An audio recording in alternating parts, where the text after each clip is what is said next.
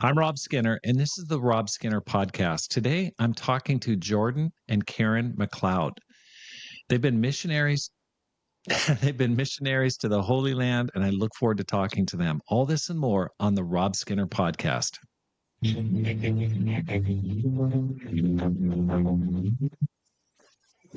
Welcome back to the Rob Skinner podcast. My goal is to inspire you to live a no regrets life, make this life count, and multiply disciples, leaders, and churches. Jordan and Caryn, welcome to the program. Hello. Hi, welcome. Thanks for inviting us. This is great. Absolutely. I am so happy to have you on the program. I met your daughter, Eden, in Eastern Europe, actually in Bulgaria. We took a trip out there to visit the Revive EE program. Eden was one of the first people I met. She is just a fireball. And I was so impressed with her passion for the mission. She keeps re-upping there in Revive EE and just keeps preaching the word in multiple countries. And I loved her attitude. Just felt like it was total kindred spirit. Then I met your other daughter, another of your daughters, Leela, here in Boston. And Leela also has that same spirit of, I didn't piece it together until she said, "Hey, I think you know my sister, Eden." And so I'm like, "Oh, that's your sister." She goes, "Yeah." And then Leela said, "Hey, you got to talk to my parents. They've got a story to tell. They're amazing missionaries." And anytime a kid like brags about their parents like that, I'm like, wow, I really need to talk to these parents, because you don't run into that very often, where the kids are really touting their parents. So that's how we made this connection. This is our first time getting to know each other, but I'm really looking forward to it. How'd you guys become Christians? So for me, I was probably 21 or 22 in New York City. I transferred schools. I went to FIT, and I was doing a 1-year program to become a fashion designer. And in that year, it was crazy. I was working living across in the dorms and working all night long. And I ended up having a boyfriend in that school, and he started to study the Bible and started to share it with me. And it was very interesting to see his enthusiasm.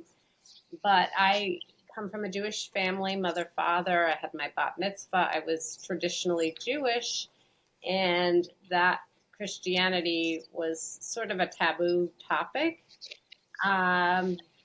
So I listened. I said, "I'm really glad that you're enjoying that, and sure, you can tell me more about it." And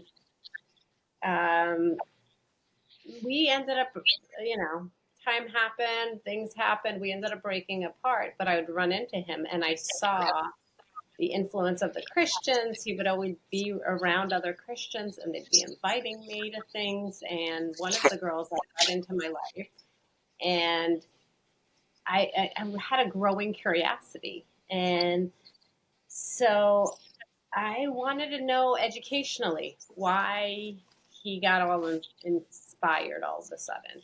So I met with her one-on-one, and she would start to help me with the Bible. And I remember asking my best friend from growing up, who was Catholic, to come over with her Bible, and it was impossible for me to read. So my curiosity was growing. Yeah, it was like, oh, I don't even know where to start. So we started in I didn't know the New Testament. I didn't even know the Old Testament. So that was interesting. So were you like a non-religious Jewish person, or you went through a bat mitzvah, so there was some education there? Yeah, so I was so in Judaism, there's Orthodox, there's conservative, and there's Reformed. And I was what you would call Reformed. Reformed is like you're less observant, but you still keep the holidays and the traditions. Okay. We didn't light candles on Saturdays. However, that was something that was always in my heart, a little bit of wanting to do a little more of that.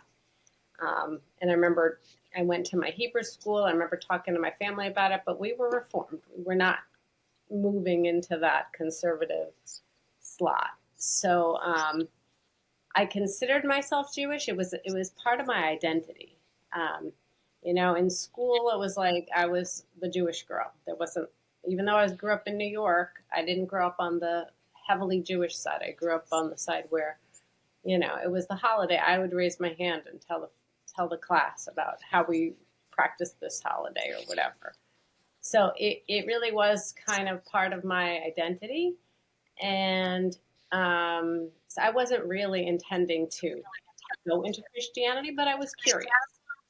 So I started studying. But I was also super skeptical and super mistrusting. So I didn't really let the girls into my life, into my heart. I didn't want them to know about the relationship that I had with the ex boyfriend because that was a whole community dynamic going on. And I was just sort of, and I only went to the Bible talk because it was outside because I could run away.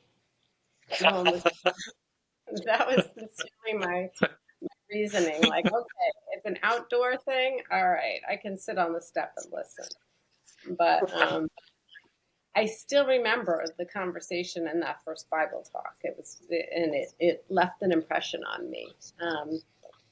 And I started to study the Bible and this went on for a good part of a year and a half, where I was very curious. I learned to pray, and I had a lot of questions, and I adopted what I could without resistance. So I started to pray, which is something I didn't do in Judaism. I would pray my prayers in Hebrew in synagogue, but I didn't have a personal relationship with God. So this was the start of that, embarking on that. Um, I hit a number of roadblocks, and one of them being my personal belief system in the New Testament and Jesus. I wasn't really buying into that or sure of that or feeling that I needed this man to help me go to God. That was very hard to accept or to even recognize.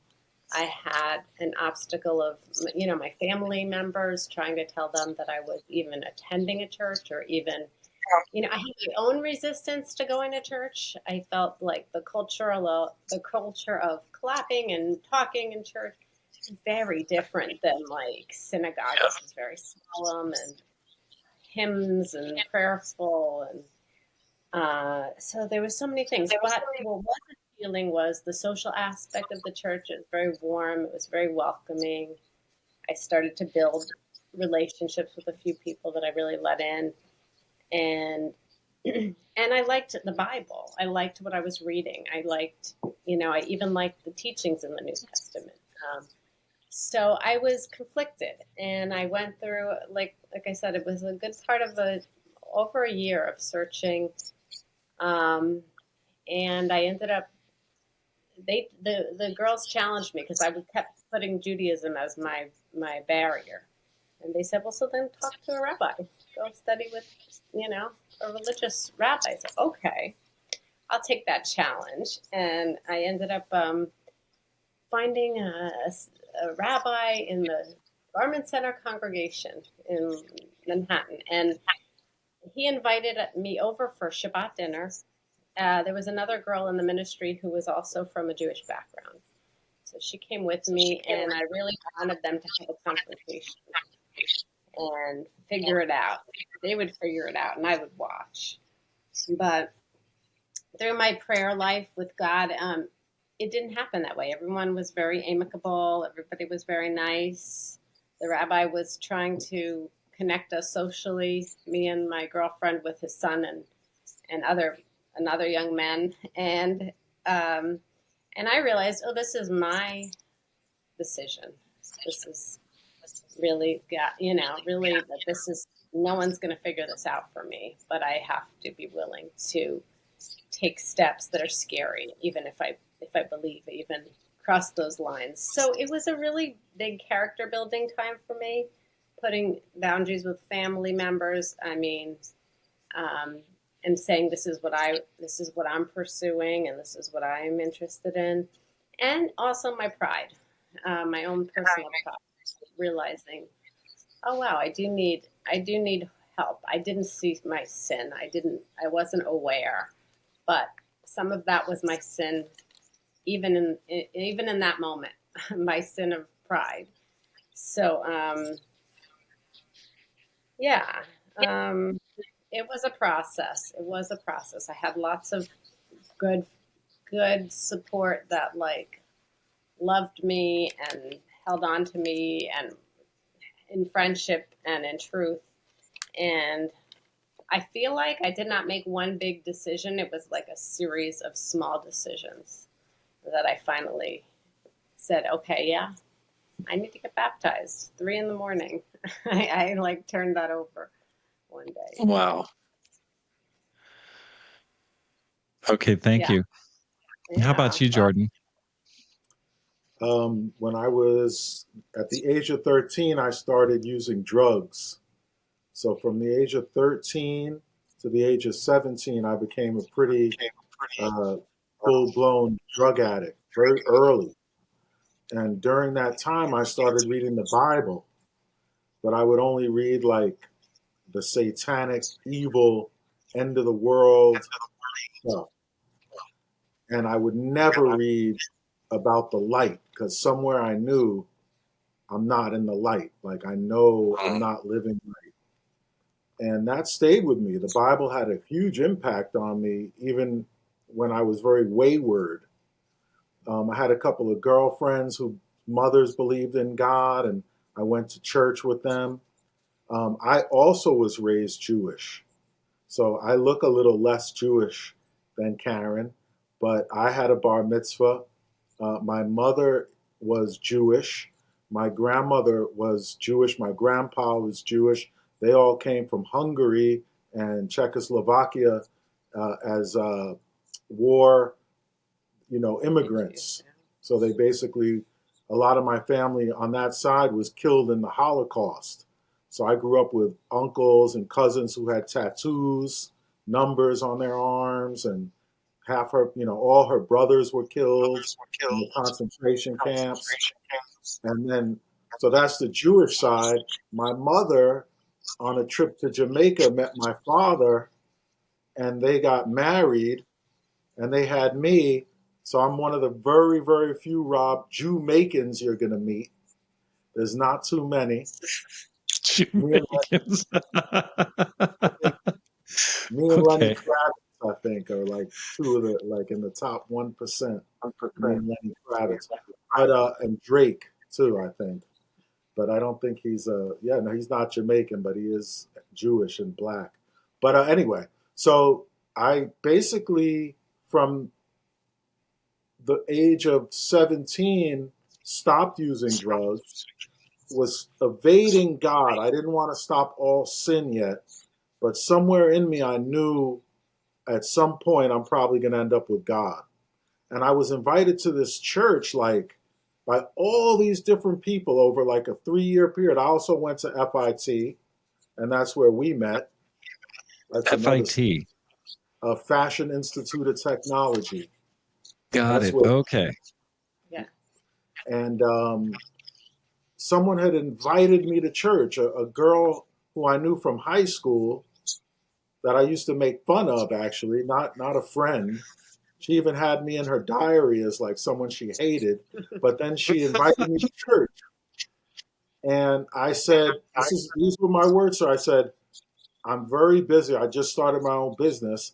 I said, I'm very busy, but stay on top of me. That's what I told her.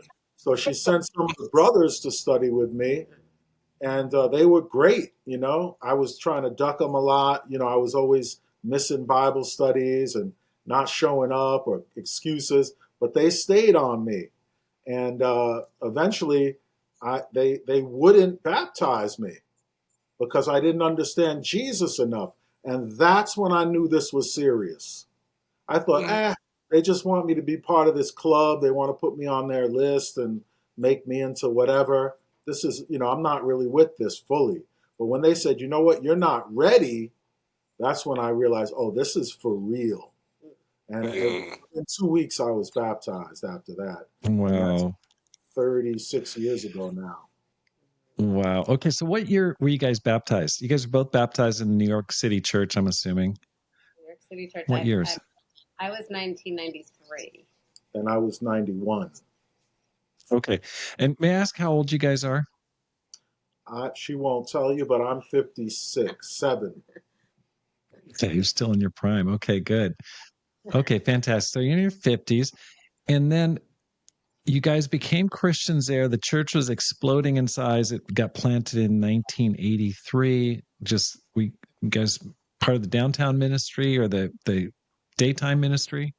We were part of the downtown and then what was called at the time the AMP, Arts, Media, and Professionals. Yeah. And we were in the village. We were part of like the village, artsy. We did cool stuff. We had like 3-story parties with Yeah. fashion shows and poetry nights and just we had a blast.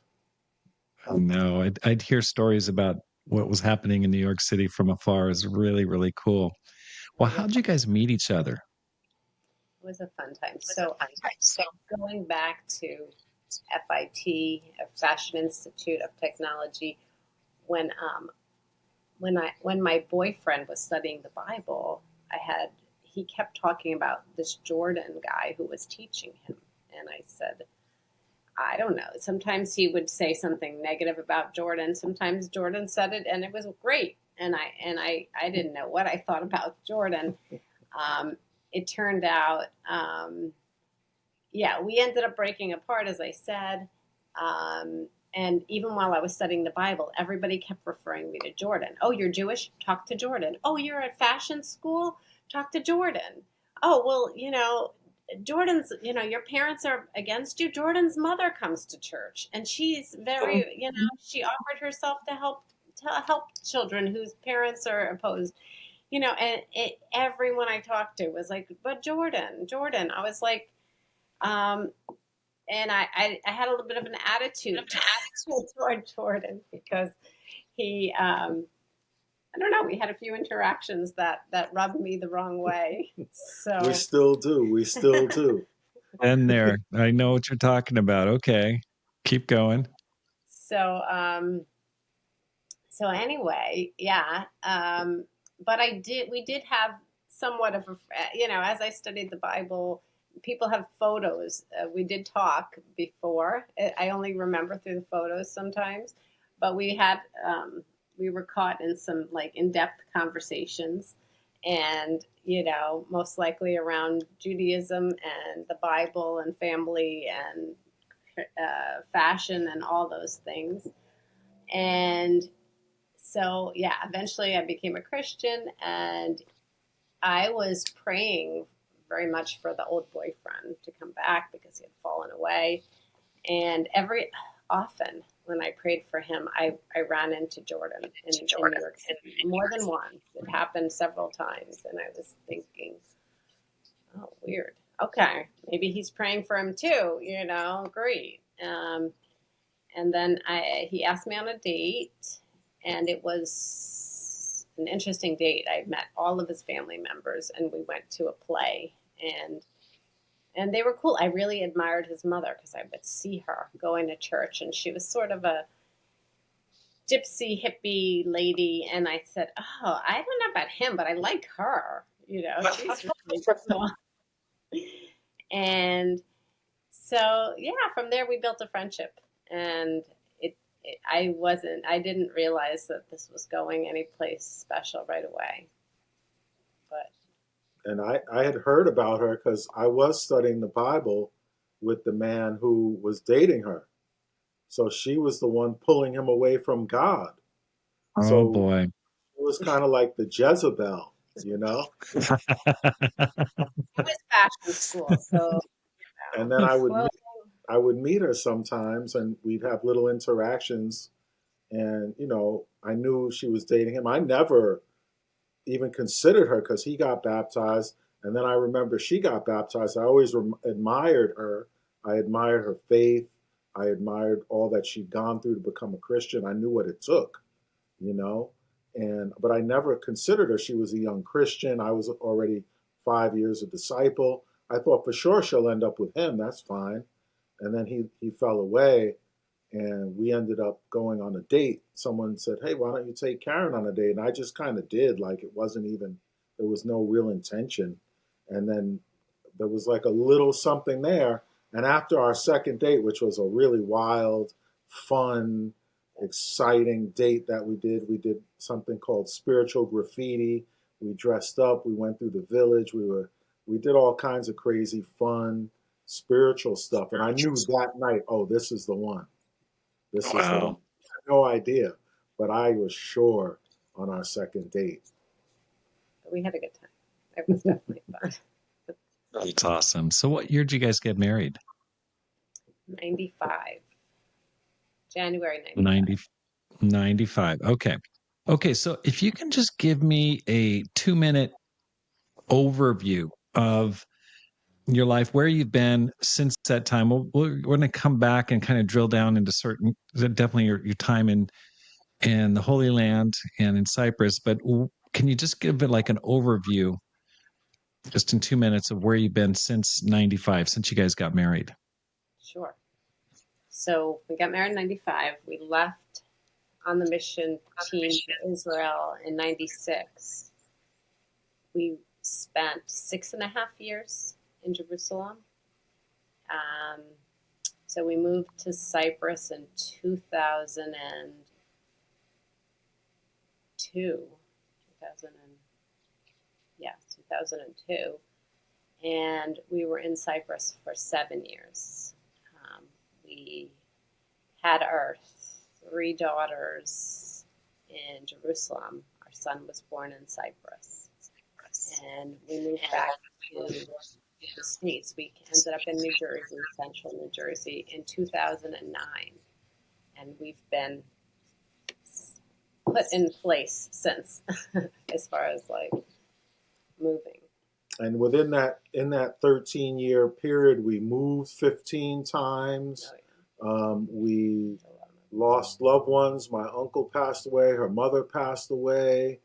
We started our own business when the church couldn't pay us anymore. We started our own jewelry business, which to this and became self-employed missionaries for quite a while in Cyprus. We've kept that jewelry business till now, which has sustained the family for the last 20 years. So a lot happened in that 13-year period. That's great. Okay. So you've been bivocational for 20 years, last 20 years at least. We've been here the last 16 in Jersey. Okay. Okay, great. And what town in Jersey? Sorry. Central Jersey near Rutgers University. It's like the middle Okay. of I had a Jersey, had a mid Jersey. friend there from there. His name was Dom Munson. I don't know if you knew Oh, Dom. yeah, we know Dom. We know his brother, Joe and Dom. Okay. Mhm. Yeah. Yeah. So anyway, great guy. Okay, so let's go back. I mean, just explain, why'd you go to Jerusalem? I mean, what led to that? What prompted you? How'd you feel called to go to Jerusalem? Yeah, funny enough, I never went on a plane. Like growing up, our family was very like stable, like suburban family. So, but going to people's bat mitzvahs and bar mitzvahs, like you always heard about Israel. And I had a dream, and I really believed that it was real to the extent that it was like, I remember talking to my family and saying, I remember we were there and I could see how it looked. And I told them like my brother, he broke his leg and we were walking over this thing. It was so clear to me, which was bizarre. Um, and so I had it in my heart that I needed to go to Israel. And but again, like I had never been on a plane. I didn't have a passport. Like I don't know. And so we would talk about that when we would go on dates, and he would talk about how I think he had some jacket. You had like an army, like an Israeli army jacket that he wore or something, and it prompted us conversating. And he said he had an uncle there, and he'd been there before. And I'm like, yeah, I'm going to go too. I know I need to go there. I just have it in my mind that I've got to go there. I think we both were a little honestly bored. We'd been married like a year and a half, and we were just kind of living that domestic life. She had a job, I had a job, we had a nice apartment. I think we were craving just this adventure, just to feel like I want to do something big. I don't Yeah. just, that was definitely part of it for me. And I had been there and I have relatives there, and it's amazing there. It's one of the most like incredible countries to visit, let alone live in. And the call went out for Jerusalem from LA. Like they were like, we're doing the planting. Anyone who's interested, call. And I called up one of the guys. He was leading the team, Henry Kramer, and he liked my voice, he said. And he said, look, you got any debt? I said, a little. He said, pay off your debt and come out to LA. So we got on a budget. We paid off our debt. We gave up our super inexpensive, great home and jobs. And we lived in LA for a month getting ready for the team. Wow. Yeah, it all happened very fast. We finished a year of marriage, and then that was our plan. Was okay, we're gonna go. I don't know what that So means. We're gonna awesome. Yeah. Okay, Henry Kramer, he's a doctor, is that right? Yes, yes. Okay. So tell me about the team. How many people were on the team? I think it was about 17. And you had Okay. all of, and it kind of like tapered off. So it started off at like 25, but it was very hard to get visas. You had to figure out how to get a job. I mean, it was very challenging. A lot of people even left like the first month we were there. It was so challenging. They just bailed and went home. Like it was so at the end of the day, it was about 16. I remember that Yeah, much. it was Okay. about that. Were there any disciples living there when you arrived? No. No, it's just starting from ground zero, basically. From okay. What was it like? How did you guys get visas? Did you guys have a special preference because of your ethnic background, or like, tell me a little bit about how did you guys got living visas there, working visas? We got tourist visas for the first 3 months, and a lot of the brothers and sisters would renew those every 3 months by Okay. going to maybe traveling to Jordan or to Egypt, crossing the border, coming back, getting another 3 months. We were fortunate; we got jobs, so our bosses got us working visas. So we were able, Okay. yeah, we were able as fashion designers. That was a commodity that they wanted to hire, and so we both got jobs. And the very faith building part was that I studied a very specific niche in fashion, and it was this knitting machine, which was very hand like almost old world. And I found a company that did exactly that over there. So it was like, oh, okay. Yeah, I was a fit for them. They were a fit for me. It's not America. There's not 101, companies like that. There was one. So that was really neat. And we got our Wow. jobs on the same day. And Henry was like, "Look, if you guys don't get jobs, you got to go home." And we ended up getting a job on the same day. It was super encouraging. That's amazing. Okay. Tell me, what was it like when you landed there in the first day or two? Like, what were your initial impressions? Just coming back. Okay, you guys are both have Jewish heritage. Here you come back. What were the initial impressions? What was going through your mind?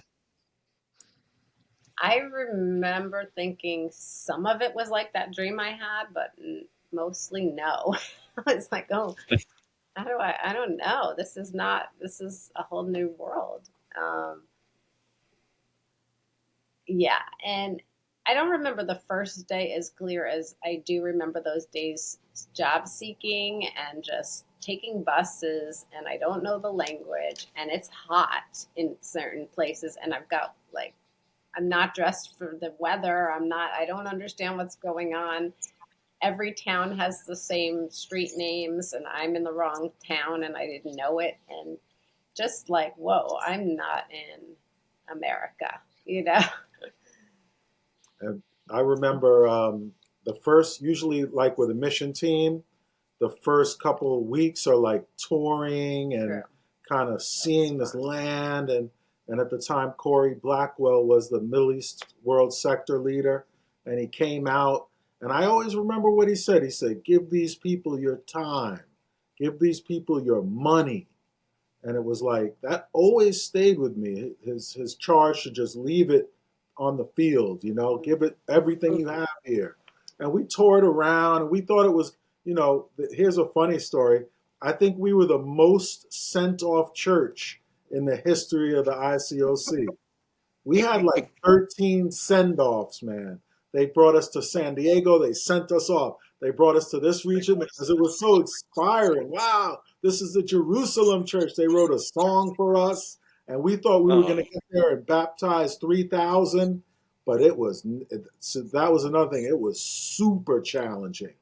Yeah. It was super challenging. Nothing worked. First principles, no studies. We had to rewrite everything because nothing we did in America made any sense there. Yeah. how do you mean? Tell me about it. So, like in America, we kind of assume a certain belief in Jesus most of the time.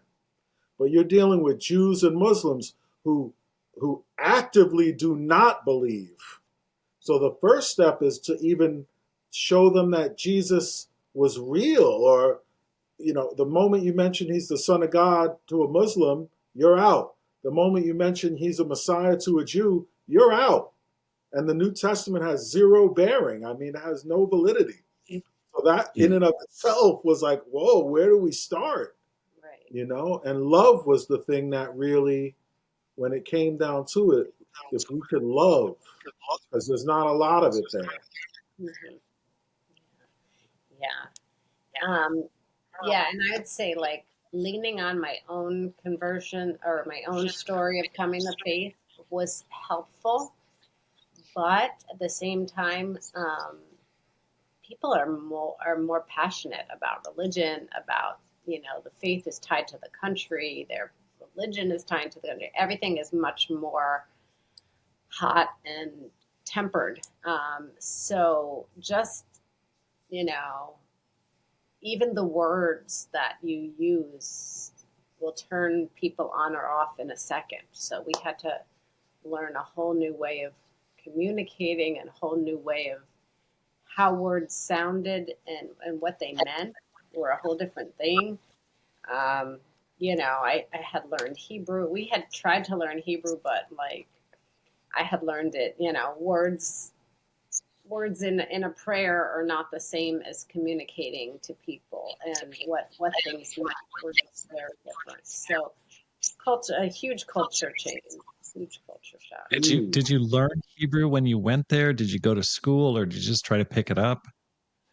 Yeah, no, they have what's called ulpans, and they're very good at teaching the language. So we went to Hebrew classes. We were commuting to our jobs once we started working and coming back and taking our classes at night. And so we would use the central bus systems and study. I know I'd study my language in the bus, but I'd practice all day long at work. So I was learning vocabulary on a specific um, area of vocabulary all day long. But there was so many areas to learn. But yeah. Like we could say all the words of fashion, like buttons and colors and fabrics. Like those were the first words we learned because we both got fashion jobs. So, okay, being there, it, you have to learn the language. It's a completely different method. The methodology of trying to help people become Christians is totally different. How did it go during those 6 years? Did anyone become a Christian? Like what was the impact initially? And I also want to go back before we go forward to say that it's a divided city, so it's not you have Jews with their belief. Within Judaism, you've got the religious people versus the more secular. And then you have, you have Arabs and Muslims. So again, relating to each person is so different. It wasn't just one way of operating, just like there is here, but there is very much, you're in a certain area, you speak, you dress differently, you speak differently. So that cultural learning. So anyway, back to your question. How did it go? Like in terms of just the church getting off the ground, like in the first 5 years, did the church grow? Did you baptize or what? So the first person who got baptized was a young man from Bethlehem, I believe, and he was the first guy we baptized, and then the whole town turned against him and pulled him away. His family, the neighborhood, the whole. It's a very small place. Everyone knows each other for generations. So once they turned on him, they turned on us. And that guy took a long time to become a Christian. It was super tough. We baptized a few foreigners, like people who were visiting, and we were fasting. I think we fasted for how many years? Was it like a few years? We were fasting, not Maybe we were 3. fasting sweets 3 until a Jew would become a Christian. And we baptized the first 2 Jews, I think it was about 3 years after we were there. And I want to even in walking backwards, I want to clarify, and something that we had to communicate well was that it wasn't about a conversion as much as it was for Jews. It's more about a completion. Judaism is promises a Messiah. The Old Testament promises that there will be someone who comes to save. And so tripping over those words of converted and, the feeling of I'm leaving who I've become, that was something I did. I had to trip over that. But in fact, in this journey, I got it back where I realized, oh, I am a Jew. That is my culture. That is my heritage. And I don't lose that. I actually find the fulfillment of that. And so, but some of those words are very abrasive, and for not any reason except that we've grown the church in a Christian way and not in a sensitive to Judaism way. So yeah, I know we're talking now and we're back to being Americans, but in the mind frame of where we were at and the reality for Jews, it is a completion. Like we had church on Saturday in Israel because you work on Sunday.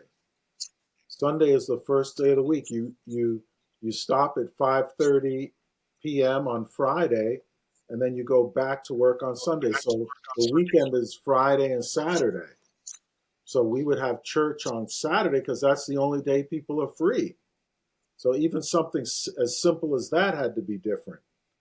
And Wow. the Americans would visit and go, "Oh, why are you guys having church on Saturday?" And we'd be like, "Man, you have no idea how different this place is." That's a great way to say it, Karen. Completion rather than conversion. What an awesome thought. That's fantastic. How did you guys keep your faith pumped up? 3 years for the first Jewish conversion or completion. That's how did you maintain your faith and keep your faith alive, your optimism? Must have been a little dispiriting when I mean you're going from one type of a field that's relatively much more open to a really challenging mission field. What'd you do personally? What changed for you guys to keep your faith alive? I know that.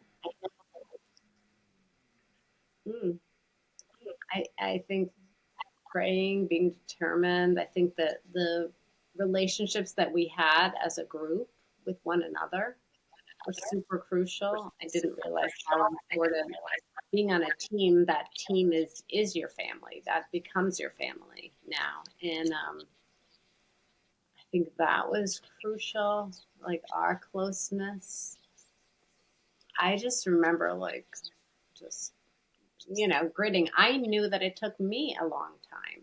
So I think that just the essence of for someone to really seek it gave me a value too of how precious it is to be able to be a completed Jew, and how maybe rare it is, and how Yeah. I thought 3,000 were gonna it was gonna be Acts 2 when I got there, but I realized, oh wow, this is really challenging for Jews, and it was for me. And wow, this is amazing. Yeah. For me, it was like What? it got to a make or break. Like you're either going to get made or you're going to break here. And so a lot of I was challenged in my faith. I was challenged to really reconcile some beliefs that I took for granted. Like, how is there one God, but he's got three parts? Like that's polytheistic. Like you're getting challenged by the Muslims and the Jews on what you believe. They're showing you scriptures that refute what you believe. So you're kind of like having to dig super deep in your faith and read things you've never read and research things you've never researched. And so in a sense your faith is growing. You don't even realize it, but by the nature of having to defend the faith, you grow in faith, and faith is valuable because it's what you're spending your time keeping. So your faith is not just like a secondary thing that you just kind of maintenance. Like your faith is everything, because if essentially they're right, what are you doing? Right. Right. Exactly.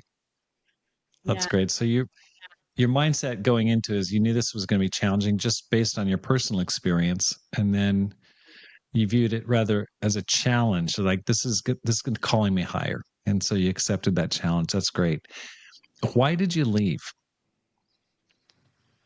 um we were I mean, the major reason was my mom had gotten sick, and it was serious, and um, I wanted to visit her.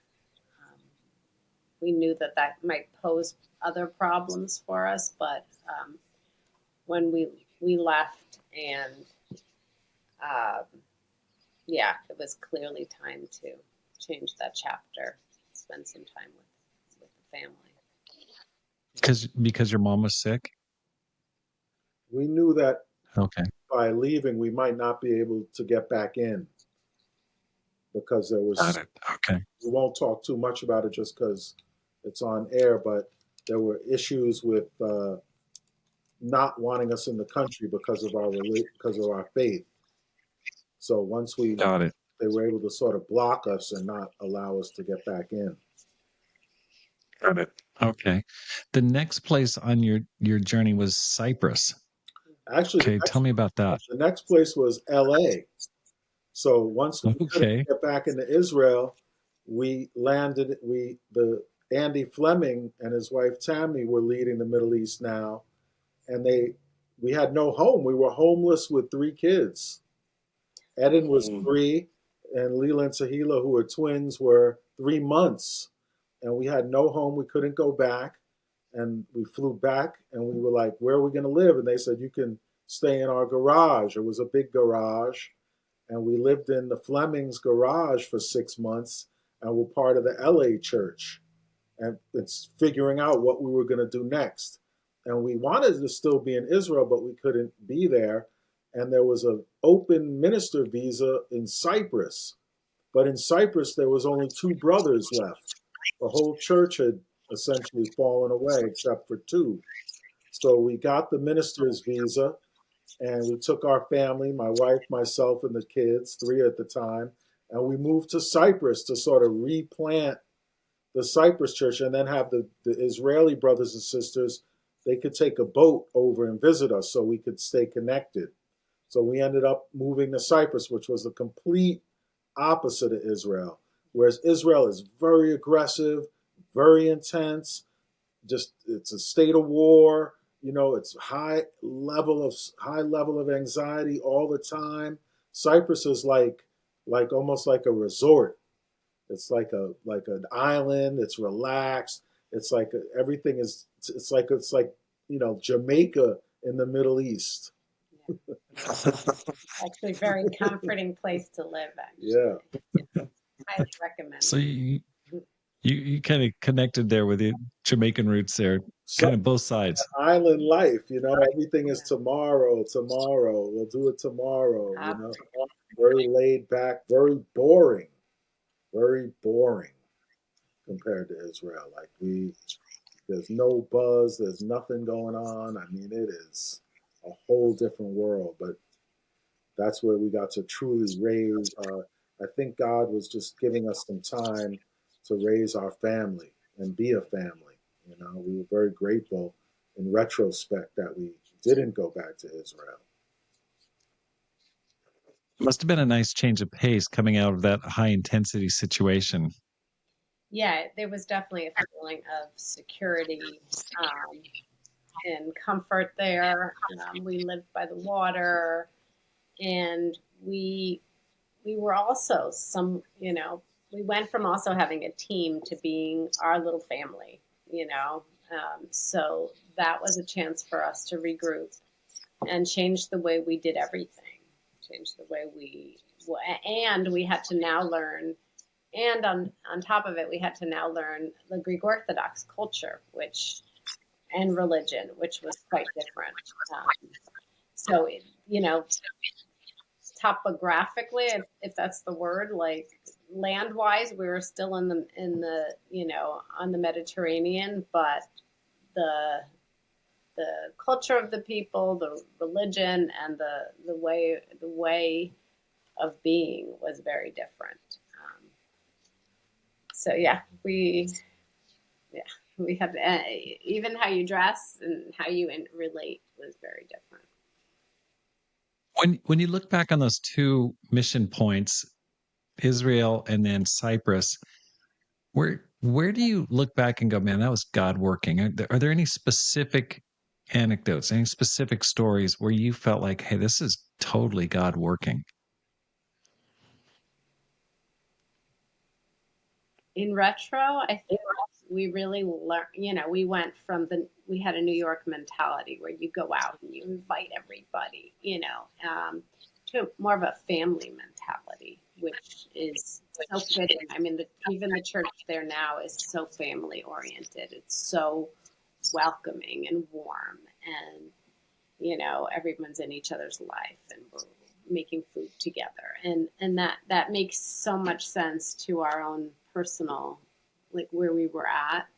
Um, and so I do see that God moved us into a more manageable way to live for the stage we were in life. I do see his protection. I do see his hand, even though I cried and never wanted to have made that move. I see all throughout God's kindness to us, His gentleness to us, His protection, just giving the kids a beautiful childhood by the water, and just like a lot of beautiful things. Right. Right. For me, I see God throughout the whole thing from the moment we left to the moment we went back to visit after 19 years. We had, you know, Karen wasn't able to get pregnant, believe it or not. Now we have 4 kids. But to your first question, how was that first couple of years in Israel? It was super devastating because we weren't fruitful as a church and we weren't fruitful as a married couple. We lost our first child and we thought, okay, wow, God, you brought us out here. We came out here with these high hopes. We gave up our lives. The church isn't doing well. We're not doing well. I mean, it was like a barren land on so many levels. And then to watch God work through such a challenging desert period and bring an incredible wellspring later, and even use the book of Acts in the sense that we had a brother on the team who was a very, very wealthy man. And without us even asking, he said, "Hey, I heard you guys are having trouble having kids.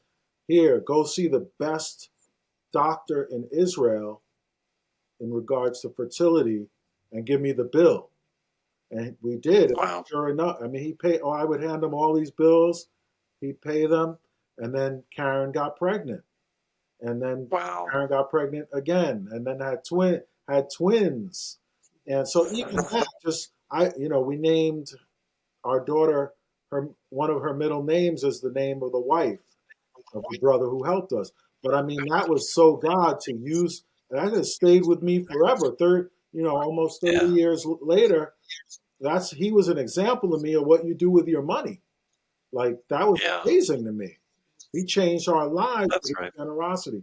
And then there's so many stories like that,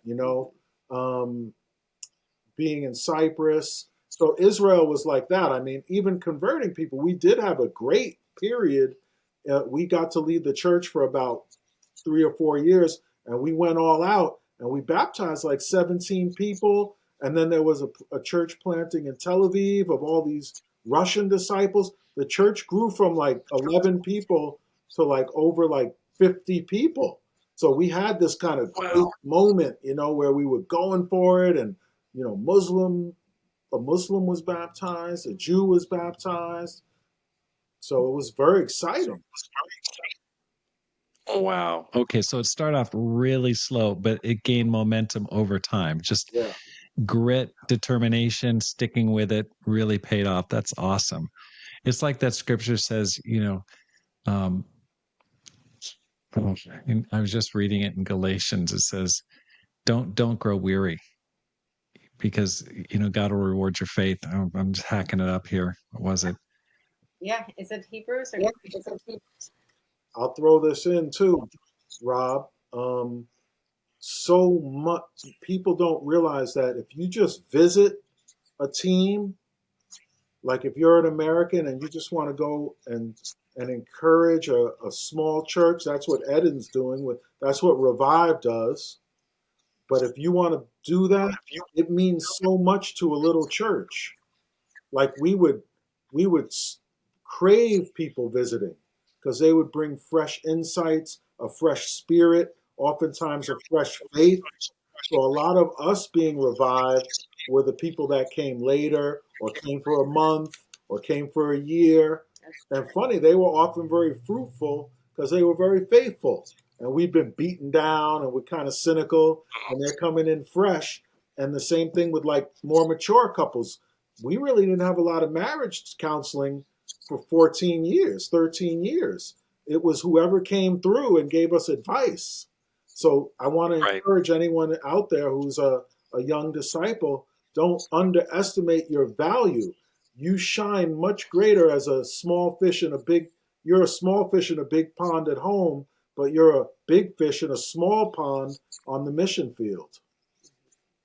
Right. Well, let's talk a little bit about your daughters. I've met two of your daughters. I haven't met your one of your daughters or your son. They're pretty impressive. I mean, they're disciples, but they're more than disciples. I mean, these kids are fired up and strong. How did you pass that passion on?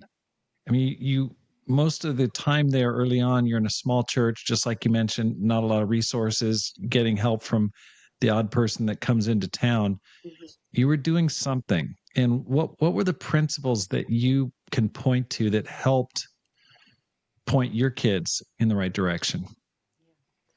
I mean, I kind of felt that moving as a family was very solidifying for us as a family unit. Even like having this little world in Cyprus where the children's ministry was them and their besties, and then coming and plucking down here in New Jersey, and they looked like they understood everything going on because they were speaking English. A little bit of British accent to it, but they were speaking English. But I knew culturally everything was going over their head, all the references, everything. So they always seemed to get on socially. but this family, we all understood. And I think I was deliberate because when we moved from Israel to Cyprus, I felt like life was a little disjointed.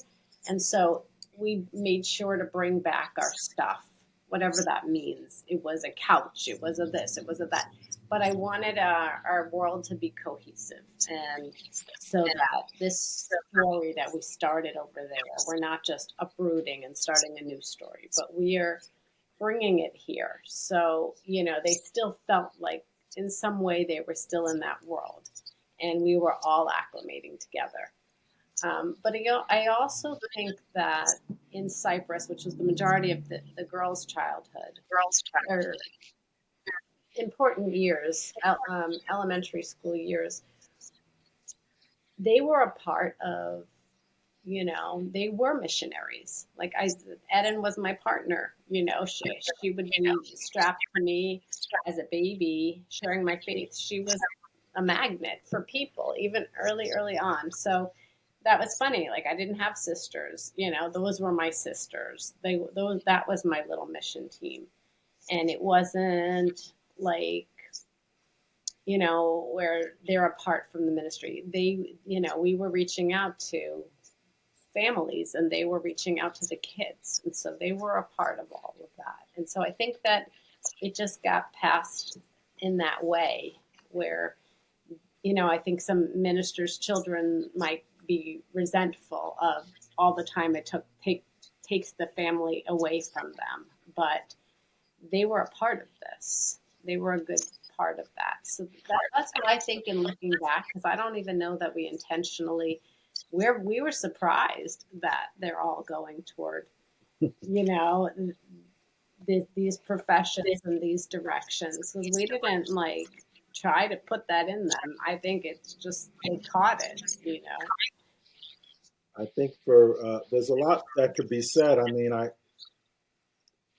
think that we could have. So everything she said, I agree with, and I want to add that coming back to New Jersey was us giving up our number one passion, which was being missionaries.